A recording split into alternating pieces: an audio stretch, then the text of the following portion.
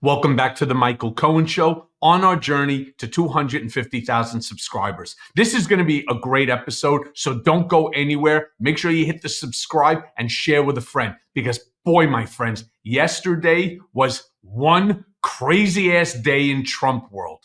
I mean, Trump's out there visiting swing states, and he thought that it would be, somebody told him that they thought it would be a good idea to get into a garbage truck in Wisconsin. Play this clip. How do you like my garbage truck? This truck is in honor of Kamala and Joe Biden. Yeah, talk about taking out the trash, right? And then, now, I want to show you something. This is why I say maybe it wasn't a great idea. Look, Trump was constantly attacking Joe Biden for his age and that he couldn't walk. I want to show you a clip of the difficulty that Donald had in getting into the garbage truck. Seems like he's having a little trouble himself. Play the clip.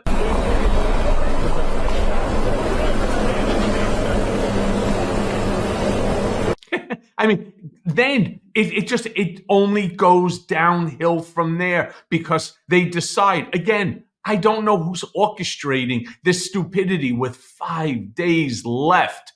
What did they decide to do with the garbage truck? It's almost like when he was at Kentucky, where was he at?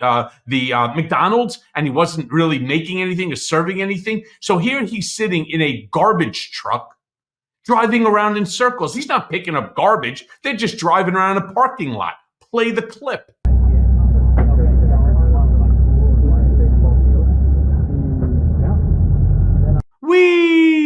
And could you imagine Donald Trump? I mean, talk about a kid who thinks that he's in like one of those. Remember when you were a kid, you had a Tonka set of trucks with with back loaders, and then you had a garbage truck and so on. Now Trump is sitting inside of a garbage truck, having somebody drive him around in circles. I wish to have been a fly on that windshield where Donald's sitting there,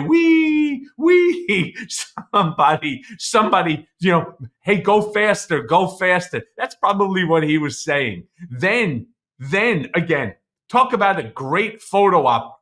Here, he decides that he wants to take some questions from the press while sitting in that garbage truck, where one of them is about Puerto Rico. The basis for why he thinks that this is a smart move with 5 days left. Instead of just coming out and apologizing on behalf of this comedian, it was a stupid joke, and throw it on the comedian instead, he's going to double down and now get difficulty-wise, get into a garbage truck and drive around a lot, right, in circles. I mean, this is just genius. Play the clip. All the people in Puerto Rico an apology for what the comedian said. No, I love Puerto Rico, and Puerto Rico loves me. I don't know anything about a comedian. I love Puerto Rico.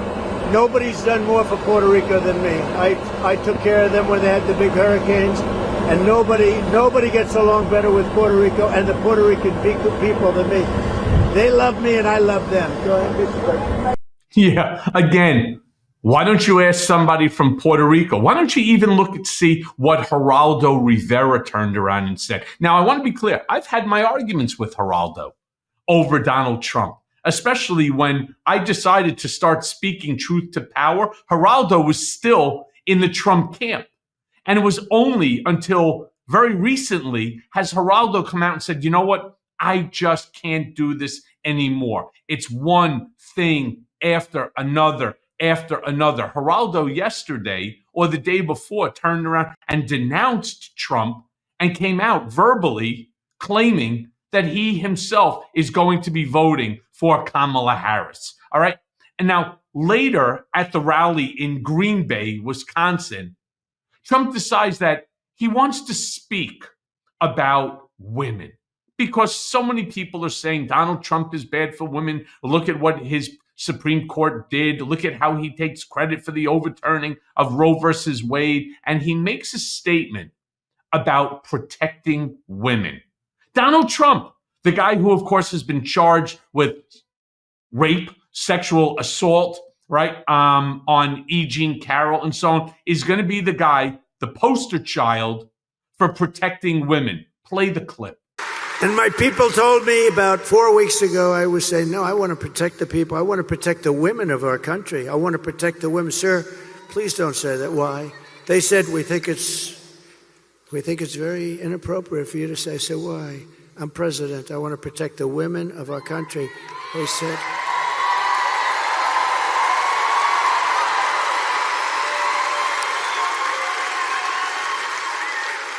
They said, sir, I just think it's inappropriate for you to say, pay these guys a lot of money. Can you believe it? I said, well, I'm going to do it whether the women like it or not. I'm going to protect them. I'm going to protect them from migrants coming in. I'm going to protect them from foreign countries that want to hit us with missiles and lots of other things.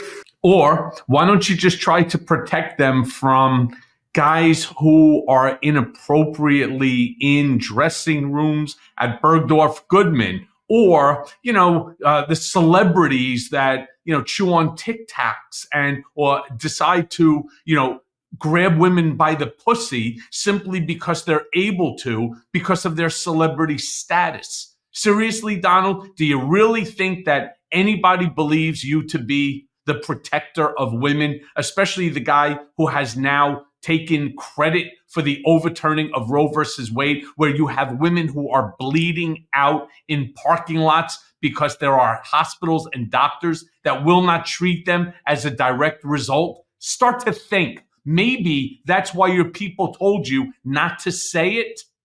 Then Donald goes on. I mean, you can't make this stuff up. He says, and he goes right back to this, that Kamala wants everyone, that means you and me, let's all meet up for our transgender operations. Play the clip. She loves transgender operations all over the place. Everybody should have one. Yeah, everyone should have one. Everybody in the audience, you, me, everybody, his own kids, everybody, because that's what Kamala loves. She loves transgender operations. Next, he's going to turn around and tell you that she's opening up a whole slew of medical facilities around the entire country, like the way Starbucks opened up, like everything overnight. And all they do is transgender operations. He's so ridiculous. I want to show you a parody of just how stupid Trump's comments are when you put them into reality. Play this clip. This is great. Can you imagine you're a parent and your son leaves the house and you say, Jimmy, I love you so much. Go have a good day in school. And your son comes back with a brutal operation. Can you even imagine?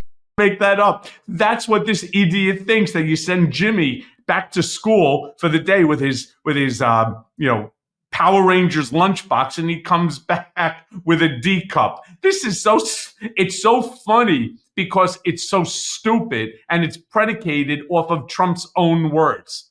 But he has to then double down once again. And now he starts to attack Kamala, claiming that she's the one that's not fit to be president and that she has a low IQ.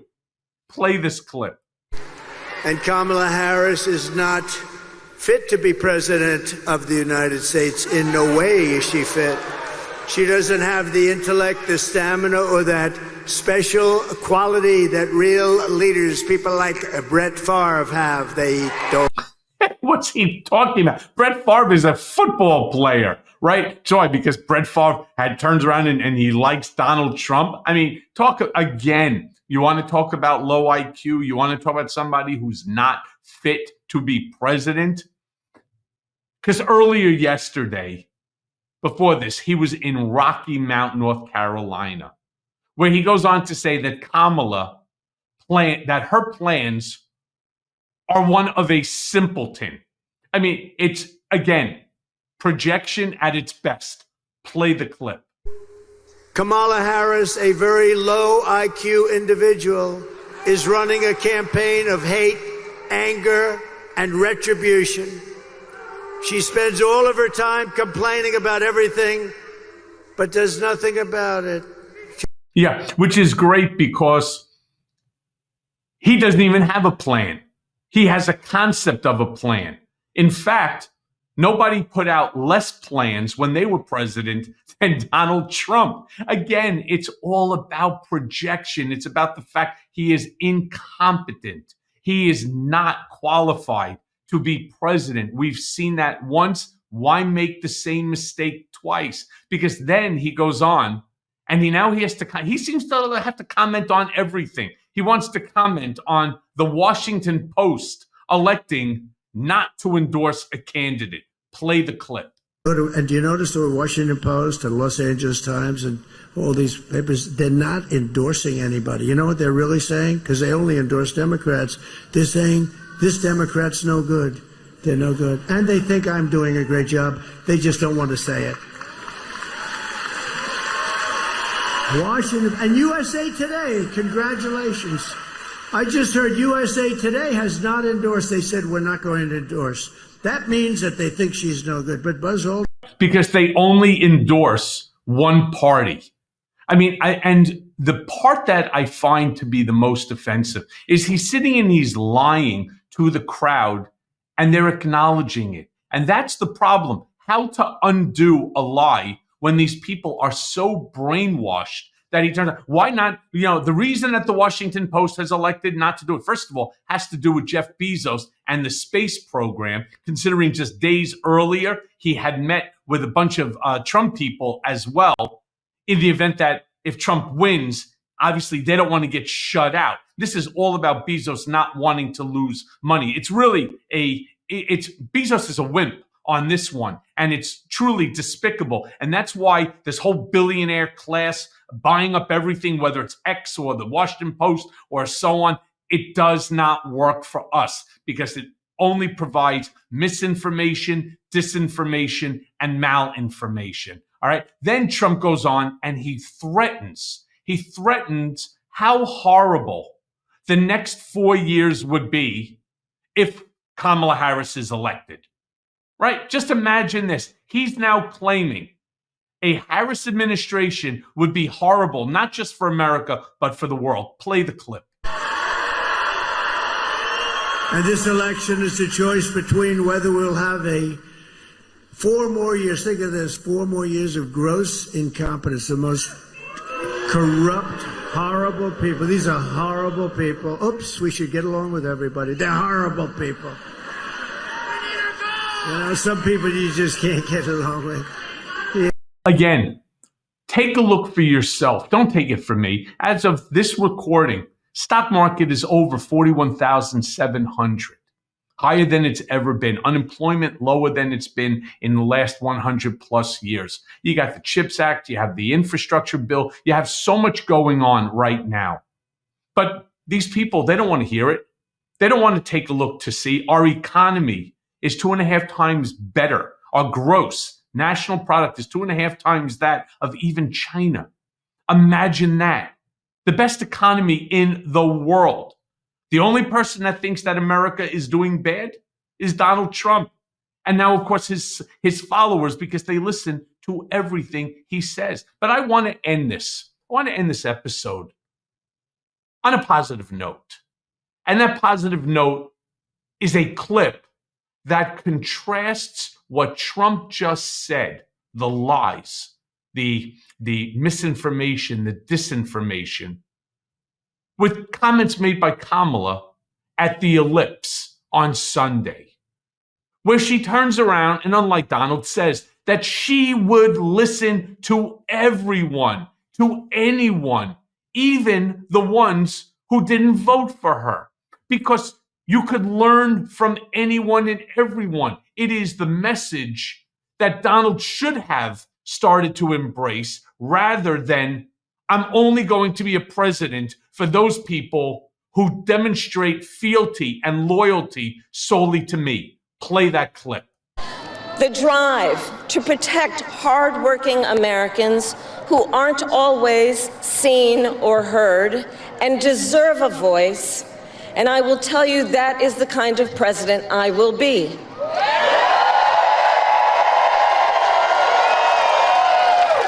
And look, I'll be honest with you, I'm not perfect. I make mistakes. But here's what I promise you.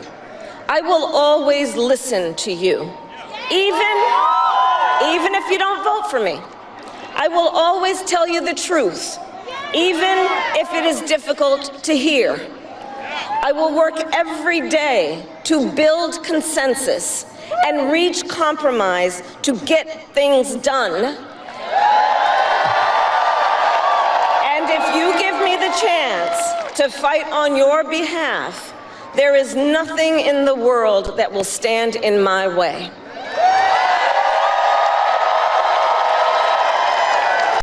Look at the contrast. I don't even know what to say.